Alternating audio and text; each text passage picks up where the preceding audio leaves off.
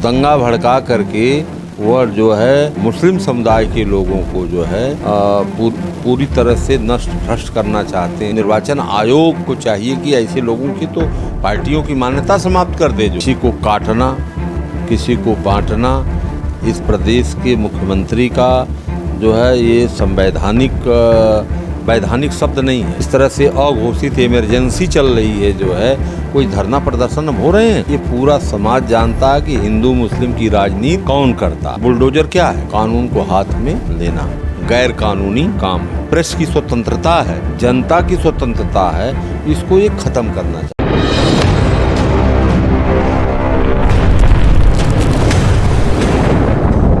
अभी हमारे साथ समाजवादी पार्टी के नेता प्रतिपक्ष लाल बिहारी यादव जी हैं। हम उनसे बात करेंगे। जिस तरह से कंगना रनौत का किसानों को लेकर बात चल रही है और किसानों को गाली देने की बात चल रही है, गठबंधन के लोग जो है उनको नशेड़ी गजेड़ी वगैरह तमाम तरह के कमेंट किए जा रहे हैं, तो हम इस पर बात करेंगे। सर, आप भी चूँकि किसान परिवार से हैं, तो क्या मानते हैं, किसानों को कैसे देखते हैं जिस तरह से अब राजनीति चल रही है? किसान को हम सेकंड भगवान मानते हैं, क्योंकि चाहे जिस भी पद पर हम हों, हमें रोटी जो है किसान ही देता है। तो वही हमारा भगवान है, सेकंड गॉड है जो है। और भगवान को, ईश्वर के तमाम हम लोग जो है वो पूजनीय है, जो इस धरती को फाड़ करके जो है अन्न पैदा करता है और सबको जो है जीने खाने की व्यवस्था करता है। जो इस पर कोई भी टिप्पणी करना यह गैर कानूनी है। और जिस का नाम आप बता रहे हैं, उनसे किसानों और किसानी से कहीं कोई लेना देना नहीं है। उनके वो परिश्रम को नहीं जानती कि यह गर्मी से गर्मी, जाड़ा से जाड़ा, बरसात से बरसात में यह कितनी मेहनत, कड़ी मेहनत करके ये जो है अन्न पैदा करते हैं। अन्नदाता इनको कहा जाता है। और उनके खिलाफ टिप्पणी करना अशोभनीय है। मैं इसकी घोर निंदा करता हूँ। इस तरह का कार्य किसी के भी साथ नहीं होना चाहिए। राजनीति को स्वच्छ तरीके से जो है और संवैधानिक तरीके से होनी चाहिए। इस तरह का टिप्पणी किसी के साथ नहीं। वो ये कह रहे हैं कि जो बॉर्डर पे जो लोग धरना प्रदर्शन करते हैं, प्रधानमंत्री मोदी के खिलाफ जो धरना प्रदर्शन करते हैं, तो उसमें वो लोग बलात्कारी होते हैं और विरोध करते हैं, भ्रष्टाचार करते हैं, इस तरह की वो लोग मतलब आरोप लगा रही हैं। तो अब इनको, चूँकि एक महिला होने के नाते अगर वो बलात्कारी बता रही हैं, तो ऐसे में जिस तरह से भारत देश में ये चल रहा है, उसको कैसे देख रहे हैं आप? देखिए, भारत देश की सीमाएँ असुरक्षित हो गई हैं। पुराने जो सैनिक हैं उनके बदौलत तो चल रहा है।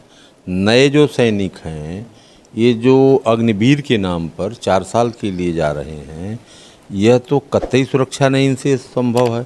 क्योंकि वो अपनी जान क्यों गंवाएंगे सर बॉर्डर पर? क्योंकि उनको न तो पेंशन मिलनी है, न तो उनके वारिस को नौकरी मिलनी है, तो वो अपना समय जो है अपना जान क्यों देंगी? तो ये भारत की सरकार जो है, जो कदम उठाई है, वो अपने आप इस देश की सीमाओं को असुरक्षित करने का काम किया है। इससे देश की सुरक्षा कतई संभव नहीं है। हम लोग विपक्ष में हैं, इस बात को बार बार कह रहे हैं। हमारे नेता माननीय राष्ट्रीय अध्यक्ष अखिलेश यादव जी बार बार इस चीज़ को कह रहे हैं।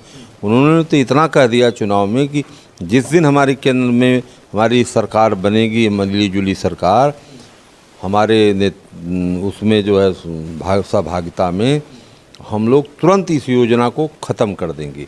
और कंगना रनौत जी जो बयान दे रही हैं, उनके पास अगर कोई प्रमाण हो कि जो सीमा पर जो है धरना कर रहा है, प्रदर्शन कर रहा है, कौन सा बलात्कार किया है, कहाँ किया है, उसका कोई प्रमाण है उनके पास? नहीं, एक सुरक्षा मतलब भारत की सुरक्षा में लगे एक बेटी की ड्यूटी के रूप में उन्होंने मतलब अभिनेता को उन्होंने एक थप्पड़ भी जड़ दिया, जिस पे तमाम राजनीतिक लोग ने विरोध किया। कुछ लोगों ने, जनता भी कही नहीं सही हुआ है, इस तरह का बयानबाजी नहीं करना चाहिए। किसी एक महिला होने के नाते दूसरी महिला को इस तरह का बयानबाजी नहीं करना चाहिए। कैसे देखते हैं इसको? नहीं, देखिए, मैं तो ये मानता हूँ जो है कि कानून को हाथ में लेने का अधिकार किसी को नहीं। ये भारत देश संविधान से चलता है, और आईपीसी और सीआरपीसी से संचालित होता है। आईपीसी और सीआरपीसी में जो व्यवस्थाएं हैं, व्यक्ति किसी को गोली मारता है और 10-20 लोग भी देखते हैं, लेकिन कानून में कहीं नहीं व्यवस्था है कि उसको भी गोली मार दिया जाए या उसको तुरंत फांसी दे दिया जाए। उसकी कानूनी व्यवस्था है, उस प्रक्रिया को पूरी करनी पड़ती है। जैसे कानून में अच्छा वो जो कह रही हैं जो है, इसलिए जो है वो कह रही हैं कि जब उनका उत्तर प्रदेश का मुख्यमंत्री ही कानून को हाथ में लेकर के चल रहे हैं। बुलडोजर क्या है? कानून को हाथ में लेना गैर कानूनी काम है। जैसे हम जीएस की ज़मीन पर अगर कब्जा किए हैं, हमारा कोई गरीब आदमी कब्जा किया है, अगर वो लेखपाल रिपोर्ट देता है कि ये गैर कानूनी ढंग से एक कब्जा किए हैं, तो उसका 67A राजस्व संहिता की धारा 67A में उसके खिलाफ मुकदमा दर्ज होता है। मुकदमा होता है, उसको नोटिस दी जाती है, वो अपना बयान देता है, अपना रिकॉर्ड देता है, और रिकॉर्ड देने के बाद तहसीलदार फैसला करता है। तो अगर वो गलत है तो तहसीलदार फैसला देगा कि इतना आपको क्षतिपूर्ति देनी होगी, आपका मकान डिमालिश किया जाएगा, तब उसको डिमालिश करना चाहिए। लेकिन ये खुदे कानून हाथ में लेकर के घूम रहे हैं जो है, और उस कानून को वो तो ये कह रहे हैं कि अब हमने 3 नए अलग अलग कानून बना दिए हैं।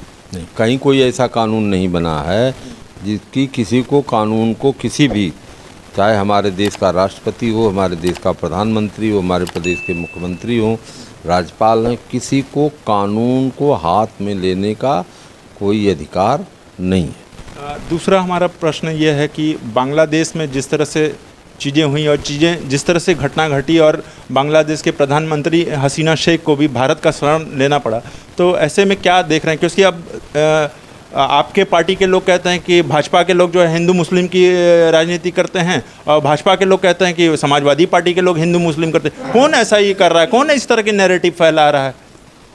देखिए, ये पूरा समाज जानता है। मेरे कहने से इसकी सफाई नहीं हो पाएगी। ये पूरा समाज जानता है कि हिंदू मुस्लिम की राजनीति कौन करता है। यह कोई छिपी बात नहीं है। मैं एक चीज़ ज़रूर फिर कहना चाहूँगा कि यह हमारा भारत देश का जो संविधान है, वह संविधान पंथ निरपेक्ष है। वह संविधान पंथ निरपेक्ष है, और इस संविधान में सबको अपने अपने धर्मों की मानने की स्वतंत्रता है। तो फिर हिंदू मुस्लिम सिख ईसाई की कौन सी बात है? जब सबको अपने अपने अधिकार को, मान लीजिए हम हिंदू हैं, हम हिंदू धर्म मानते हैं, गर्व से कह रहे हैं कि हम हिंदू हैं, हिंदू धर्म मानते हैं। जो मुस्लिम हमारा भाई है वह भी अपना मुस्लिम धर्म मानता है, जो सिख है वो सिख अपना धर्म मानता है, ईसाई अपना धर्म मानता है, और सबने मिल कर के अंग्रेज़ों से लड़ कर के इस धरती माता को जो है स्वतंत्र कराया है। सबका बराबर अधिकार है जो है। तो ऐसी स्थिति में जो है हिंदू मुस्लिम सिख ईसाई में इस देश को, प्रदेश को बांटना ये गैर कानूनी है, संविधान के अगेंस्ट है। संविधान में कोई ऐसी व्यवस्था नहीं है कि हमारा देश ये हिंदू राष्ट्र है। हमारा देश जब पंथ निरपेक्ष है, तो पंथ निरपेक्ष में सबको अपने अपने धर्मों की मानने की स्वतंत्रता है। तो हिंदू मुस्लिम की राजनीति करने वालों को तो निर्वाचन आयोग को चाहिए कि ऐसे लोगों की तो पार्टियों की मान्यता समाप्त कर दे, जो है कर देनी चाहिए। क्योंकि हम किसी को जो है धर्म के आधार पर, जाति के आधार पर कोई विभेद नहीं कर सकते। चूँकि आप भी समय समय पर काशी आते रहते हैं, आपका आए दिन हमेशा दौरा रहता है जब से आप नेता प्रतिपक्ष के नेता बने हैं, तो अभी हाल ही में एक रैली निकाली गई थी जिसमें उस रैली में इस तरह का बयान दिया जाता रहा कि कटुए काटे जाएंगे, राम राम चिल्लाएंगे। मतलब ये क्या है? ये किस तरह से ये मतलब राजनीति कब आगे चल रही है, उसकी दिशा क्या है? देखिए, भारतीय जनता पार्टी जो नफ़रत की राजनीति कर रही है, और उस नफ़रत की राजनीति से वो जो इस प्रदेश और देश को जो है गृह युद्ध की तरफ जो है ढकेलना चाहती है। और समाजवादी पार्टी जो है समाजवाद की स्थापना करना चाहती है। छोटे बड़े, गरीब कमज़ोर सबको एक साथ लेकर के चलना चाहती है। और ये लोग जो है जिस तरह की भाषा का प्रयोग कर रहे हैं, और बिल्कुल असंसदीय है। और इस तरह की भाषा का प्रयोग करने का मतलब कि वो दंगा भड़काना चाहते हैं और दंगा भड़का करके वह जो है मुस्लिम समुदाय के लोगों को जो है पूरी तरह से नष्ट भ्रष्ट करना चाहते हैं, जो है कि इनको जो है किस तरह से कमज़ोर किया जाए। भाई आप मैं तो यह कह रहा हूँ, खुलेआम कह रहा हूँ आपके चैनल के माध्यम से कि ये जो आज मुस्लिम हैं इसका भी सर्वे करा लिया जाए कि कितने परिवार इसमें मुस्लिम मूलतः हैं और कितने हिंदू जो है मुस्लिम बने हैं, तो पता चलेगा कि इन्हीं के लोग जो है ज़्यादा जो है कन्वर्टेड हैं। वो कौन है? नहीं, अब उत्तर प्रदेश के मुख्यमंत्री जी का भी बयान आया था कि कटेंगे तो बटेंगे। ये बिल्कुल गलत है। ये बिल्कुल उनकी भाषा बिल्कुल गलत है जो है। किसी को काटना, किसी को बांटना इस प्रदेश के मुख्यमंत्री का जो है ये वैधानिक शब्द नहीं है और न तो कोई कानूनी ये शब्द है जो है। इस तरह से प्रदेश का मुख्यमंत्री जो भारत के संविधान की कसम खा कर के और उस कुर्सी पर बैठता है कि हम भारत के दिए गए संविधान की कसम खा कर के मैं कह रहा हूँ कि जो विधि द्वारा दिया गया व्यवस्था है उसका मैं अनुपालन करूँगा, और वह व्यक्ति उसका अनुपालन न करता हो तो वह तो हमारे देश की कमजोरी है राष्ट्रपति की जो है कि जो ऐसी सरकारों को भंग करके अब तक जो है राष्ट्रपति शासन जो है लागू नहीं कर पा रही हैं, जो है उनको भी कठपुतली बना करके रखे हैं लोग। बताइए आप, देश की राष्ट्रपति जो है इस पर उनको एक्शन लेना चाहिए, राज्यपाल को जो है इस पर रिपोर्ट केंद्र को करनी चाहिए जो है, लेकिन ऐसा नहीं हो पा रहा है। आखिरी हमारा 2 और सवाल रहेगा। लोकसभा चुनाव में मायावती को भी बी टीम के रूप में देखा जाता था, लेकिन अभी क्या है कि बुआ का गठबंधन वो लगातार अब फिर से आगे आ रहा है। क्या ऐसा भविष्य में है कि अब मायावती समाजवादी पार्टी के साथ जुड़ेंगे? क्योंकि समय समय पर फिर वो हाउस वाला वो मुद्दा उठा रही, फिर वो पीछे हो जा रही हैं वगैरह। देखिए, मैं बताऊं आपसे, हमारे राष्ट्रीय अध्यक्ष महोदय इतने व्यवहार कुशल और हैं कि वह जब किसी के प्रति कोई तीखा प्रहार करता है तो उसका वो अगेंस्ट करते हैं कि नहीं ये गलत है।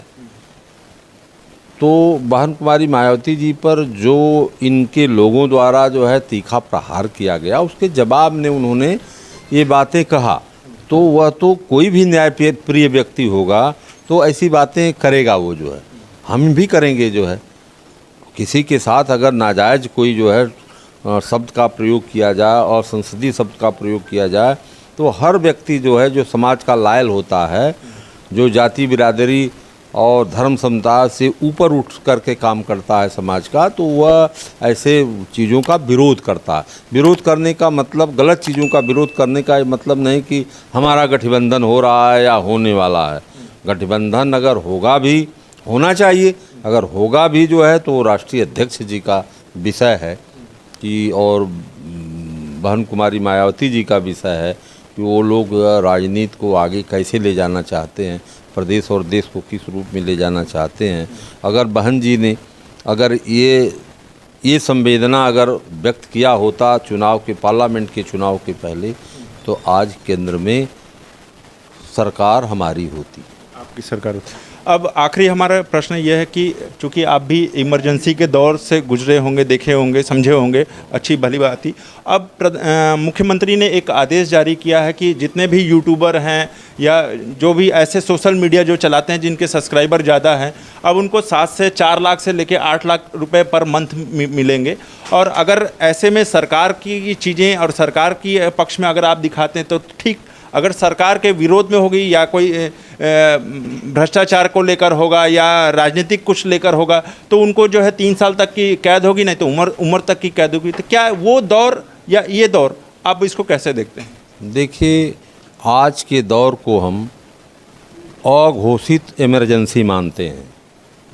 ये अघोषित इमरजेंसी है और ये भारत के संविधान के आर्टिकल 19 के सब क्लास 1 जिसमें right to freedom of speech and expression की व्यवस्था दी गई, सबको स्वतंत्रता दी गई अपनी बात की अभिव्यक्ति करने का, उसको इस लोकतंत्र को में जो अधिकार जो अंग्रेज़ों के ज़माने में नहीं था, बाबा साहब ने प्रताड़ना सही थी जब उन्होंने संविधान बनाया तो इस चीज़ को कानून के रूप में बना दिया। और उस कानून को ये जो लोकतंत्र में आपकी प्रेस की स्वतंत्रता है, जनता की स्वतंत्रता है, इसको ये ख़त्म करना चाहते हैं। और ये बात विपक्ष के सभी पार्टियां एक स्वर से कह रही हैं कि ये लोकतंत्र को खतरा है। तो लोकतंत्र को यही खतरा है कि ये इनके खिलाफ जो बोलेगा सड़क पर, उसको जो है बंद करके जेल में बंद कर देंगे, उसको पिटवा देंगे, उसको मरवा देंगे। और जो हमारे पत्रकार जो है सही बात को अगर निकालना चाहेंगे तो उसका वो क्या ये निर्णय अयोध्या में हार के बाद का है या चंदौली में हार के बाद का ये निर्णय है या ऐसे ही? देखिए, ये जो इनका निर्णय है ये उनकी हताशा और निराशा का प्रतीक है, मैं मानता हूँ। जैसा वो बिल्कुल घबराए हुए लोग हैं, बिल्कुल घबराए हुए लोग हैं और घबरा करके जो है कुछ ऐसा निर्णय ले रहे हैं। लेकिन इस निर्णय से जनता उनके पक्ष में नहीं जा सकती। जो है जनता तो पूरी तरह से त्रस्त है। मैं तो शिक्षा विभाग को विशेष करके देखता हूँ। शिक्षा विभाग तो मैं समझता हूँ कि अगर सर्वे करा लिया जाए तो 100 में 5 भी शिक्षक इनके पक्ष में नहीं है, 5 भी शिक्षक इनके पक्ष में नहीं है। यह जो जिस तरह से शिक्षा को प्राइवेट सेक्टर को देना चाहते हैं, जिस तरह से शिक्षा को महंगा कर रहे हैं, जिस तरह से शिक्षा में अमेंडमेंट करके महंगाई को कई हज़ार गुना बढ़ा दिए जो है, तो इनसे कोई संतुष्ट नहीं है। न किसान संतुष्ट है, न नौजवान संतुष्ट है, न तो हमारा जो है ये शिक्षक संतुष्ट है, न बेरोजगार संतुष्ट है। इनसे जो है सभी लोग ऊब चुके हैं। इस प्रदेश और देश को जो है इनसे मुक्ति दिलाना चाहते हैं। तो वर्तमान सरकार के पूर्व मंत्री भी कहते हैं कि पीडीए को लेकर जो आप लोग जो नारा दे रहे हैं वो सिर्फ झूठ फैलाने का है, नैरेटिव फैला रहे हैं ये लोग, उस पर मतलब जनता के बीच में झूठ फैला दिए तो इसलिए वो जीत गए। और 1 लाख कांग्रेस के राहुल गांधी जो 1 लाख रुपए का अगर बात की थी खटाखट नहीं मिल रहा है, तो उस पर वो क्या? देखिए, जो पीडीए का नारा दिया गया वह ऐसे हवा में नहीं दिया गया। अभी मैं एक आंकड़ा आपको बता दूं कि इस प्रदेश की सबसे बड़ी संस्था जो है चिकित्सा की जो है पीजीआई है। पीजीआई में 303 पद प्रोफेसर के हैं। 303 पदों में 150 पद जो है सामान्य वर्ग से भर दिया गया, 150 सामान्य वर्ग से भर दिया गया। और 50 पद में शेड्यूल कास्ट और बैकवर्ड दोनों है। 100 पद जो बैकवर्ड और शेड्यूल के हैं वह वैकेंट रखा गया है। ये किसका नुकसान है? ये तो पीडीए का ही नुकसान है ना। इतनी बड़ी संस्था है। और वहीं पर हमने दूसरा सर्वे जो है वहाँ का देखा, जो है वहाँ के लोगों से मिलकर के जो है केजीएमसी इस प्रदेश का सबसे बड़ा दूसरे नंबर का जो है संस्था है, वहाँ पर 80% केवल इनके लोग बैठे हुए हैं और 20% में बैकवर्ड और शेड्यूल दोनों है। और जो 80 पद जो है बैकलॉग से भरने के लिए परीक्षाएं करा दी गई और रिजल्ट उसका निकला, आज तक नियुक्ति पत्र ये नहीं दे रहे हैं। 2 सालों से नियुक्ति पत्र नहीं दे रहे हैं। मैंने स्वास्थ्य और चिकित्सा शिक्षा मंत्री को उस पर पत्र लिखा, टेलीफोन से बात किया। तो ये क्या है? जो हमें कॉन्स्टिट्यूशनल राइट है उसको आप भर ही नहीं रहे हैं। जो है वो ये कह रहे हैं कि अब 10 की 10 सीटें जो हैं विधानसभा में हमारी ही होगी। वो कहते रहें, वो तो 400 पार कह रहे थे, 400 पार कर रहे थे, तो कितना पाए? तो उनके कहने से नहीं मतलब है। यहाँ जनता ही जो है सर्वोपरि है। जनता के निर्णय का वेट करें। हम लोग कोई बड़बोलेपन की बात नहीं करना चाहते। जो है संवैधानिक पद पर बैठे हैं, निर्णय जनता को करना है। और जनता जिसके पक्ष में निर्णय करेगी, ये अगर बेईमानी न करें, खाली अपनी बेईमानी छोड़ दें जो है, तो या बैलेट से चुनाव कराना शुरू कर दें जो है, तो इनको पता चल जाएगा कि हम कहाँ खड़े हैं। ये जो कुछ भी ये कर रहे हैं जो है, ये घाल मेल करके जो है कर रहे हैं। अभी आपने देखा हमारे गोरखपुर में बांस गांव वाली सीट को जो है किस तरह से जो इन्होंने हरा दिया जो है। कई सीटें इस तरह से इस प्रदेश में इन लोगों ने हरा दिया जो है। इनकी सरकार कतई नहीं बन रही थी जो है। और मीडिया क्या कह रही थी उस समय, मीडिया के हमारे भाई कहाँ पहुँचा रहे थे इनको जो। मैं समझ रहा हूँ कि 1% पत्रकार जो है सही बात बोले। आज जो उनके पक्ष में बोलता था उसकी भी स्वतंत्रता छीनी जा रही है। मतलब इस जो आप बैठे हैं जिस जगह पर, यह देश का चौथा स्तंभ है और इसको जनता सही मानती है कि जो अखबार बोल रहा है, जो टीवी बोल रही है, एक्चुअल सही है। अब सही बात भी कहने का आपको अधिकार नहीं दिया जा रहा है, तो यही ना लोकतंत्र की हत्या हुई। जब लोकतंत्र की हत्या हो जाएगी जो है, आप जनता को न्याय नहीं मिलेगी जो है, और ये जिस तरह से अघोषित इमरजेंसी चल रही है जो है, कोई धरना प्रदर्शन अब हो रहे हैं, आप देख रहे हैं। समाजवादी पार्टी की सरकार थी, माननीय राष्ट्रीय अध्यक्ष जी मुख्यमंत्री थे, तो रोज़ धरना जो है लगा रहता था, 2, 4, 10, 20 जो है। आज किसी की हिम्मत नहीं है जो धरना देने चला जाए। ठीक है, आपको हमसे बात करने के लिए बहुत बहुत धन्यवाद। तो इन्होंने बताया कि अब जनता ही फैसला लेगी। तो तमाम राजनीतिक मुद्दों पर हम लोगों ने बात की। तो ये थे समाजवादी पार्टी के नेता प्रतिपक्ष लाल बिहारी यादव जी। तो अभी तक के लिए इतना ही। मैं अशोक पांडे, धन्यवाद।